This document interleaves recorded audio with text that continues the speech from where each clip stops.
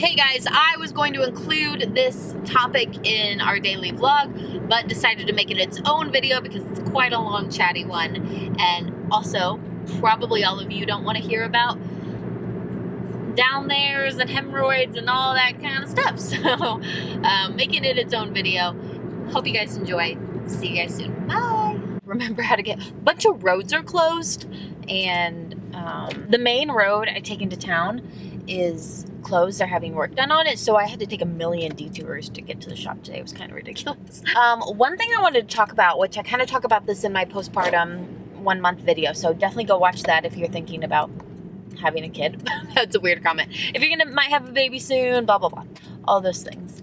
Because I was watching some other like postpartum mom things. They were all from first time moms, and trying to get an idea of, like, one thing I do is I take advice from people that have had lots of babies.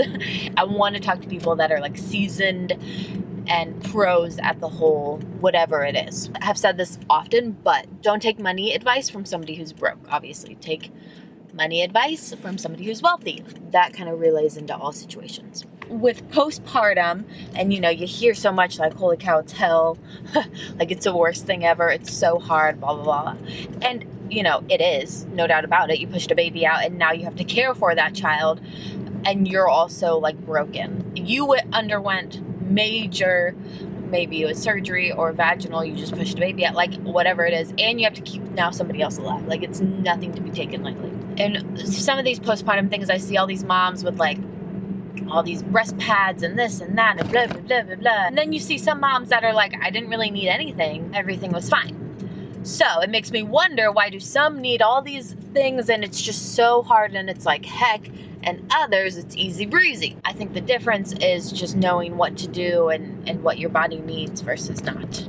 So some of my top tips if you're going to have a baby soon. My postpartum recovery was so easy and I felt really good. Like, a week after, literally 7 days after having River, I went into work and just was like feeling pretty normal. The most painful part of my whole recovery was probably the hemorrhoid I had, and that was just like uncomfortable to sit down on my bum. My vagine didn't hurt that bad. My boobs didn't hurt that bad at all. Sleep was okay. You don't get a lot of sleep, so you just go a little mental, kind of crazy. But that's when your hubby jumps in and says, I'll do this feeding, pump a little bit, get some rest.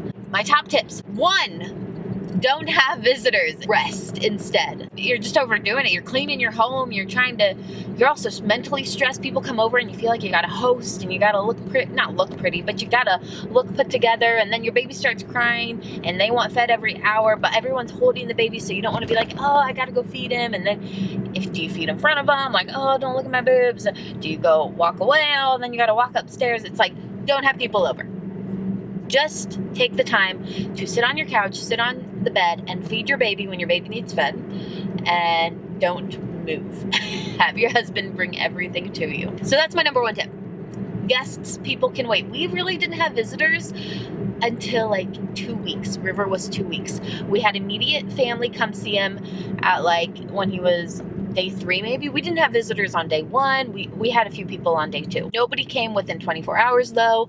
Just take it slow and don't allow people to come over, because your stress is going to trigger your immune system and everything, and it's just going to make your body heal a lot slower. Rest is my number 1 tip. Drink a bunch of water. Don't worry about other people. You got a little baby to get fed and to rest, and you yourself need to get fed. Tip number 2 in regards to feeding and your boobs and soreness and the pain and all the things. 1, make sure you have a good latch. Feeding should not hurt. So this was so confusing to me right when I had the baby, because I'm nursing and all these nurses are saying it shouldn't hurt. And I'm thinking, well, it freaking hurts. But like, what level is hurt? Do you know what I mean? That's what I said to them. I'm like, well, I don't know really what hurt means. Like, it shouldn't hurt. Obviously, a child is nursing on me. Like, does it hurt? Does it not hurt? So I'm going to try to break this down for y'all. The feeling of like glass coming out of your nipples, that kind of sharp pain should not be there. And that's what I was confused about, because I had that, and I remember saying to the nurses, well, it doesn't hurt, but there's pain. And they're like, oh, but normal like tugging pain, right? And I'm like, sure, I don't know. That's not normal.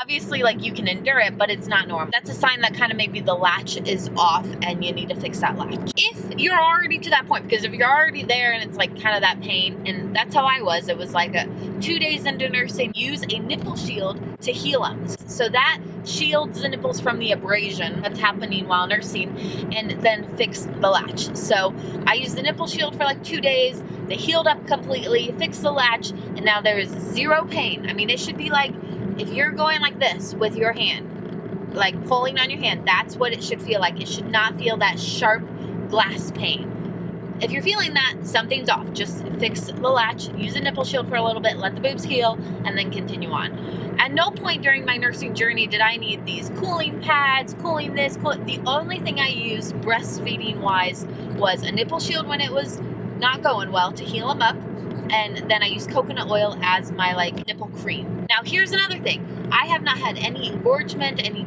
clogged milk ducts. I have not had any of that. I haven't had mastitis. Again, you get mastitis from not resting. Your body time to just kind of adjust and to focus on what it's trying to do rather than suppress your immune system. So rest, rest, rest. Now, I'm not really sure what contributed to my down there's feeling good and normal. I use this Clariderm spray from Young Living, and I think that's really the only thing I did different than other moms do. So I use Tux pads. I used the Dermaplast spray a little bit, but the main thing I did was just put a pad on and put the Tux pads on the pad. That's it. I didn't use padsicles. I didn't use anything else. All I used were normal conventional pads and Tux. Little Tux pads which have witch hazel in them. And then I use this Young Living spray that has tons of essential oils in it, frankincense, all these amazing healing oils, and I sprayed that down there every time I use the restroom as well. I think that's what maybe contributed to my healing so quickly. No doubt I had an easy postpartum. Like, if I look back on my postpartum recovery and I think, if I get pregnant again, am I scared for that postpartum? No, I'm not at all. So rest, have a nipple shield, and maybe check out that essential oil spray from Young Living. It's called Clariderm. It is expensive, but I used it all throughout my pregnancy too. It's supposed to possibly help with tearing, and I didn't even use half the bottle. My whole pregnancy and recovery didn't even use half the bottle. So it's expensive, but you'll only need one bottle, and you can use it on a bunch of other things too. You can use it on your skin. It's a luxurious spray that can be used in all sorts of areas. If you're looking to become a Young Living member, you can just buy it straight up, but if you want 24% off, you have to become a member. So chat with me if you're interested in that. I'm a Young Living member. Our whole family is. We've got a full team. But if you don't want to become a member, which is totally fine, you can just go to the website and buy it, and you'll be good to go. Actually, I'll put a link in the description box to it. If you want to get it, I'll put a link in the description box. It takes you right to the product. It will be an affiliate link, so if you buy it, I'll get a little bit of commission. All right, I don't know where the outro went to that video, but for some reason it got removed. I hope these tips are helpful for pushing out your little babe and then recovering from it. This is the little babe I pushed out. Okay. Thanks, guys, for watching. Subscribe if you're not already. If you like baby things, follow me on Instagram to see this sweet face all the time. He's trying to push out a poop. See you guys later. Bye!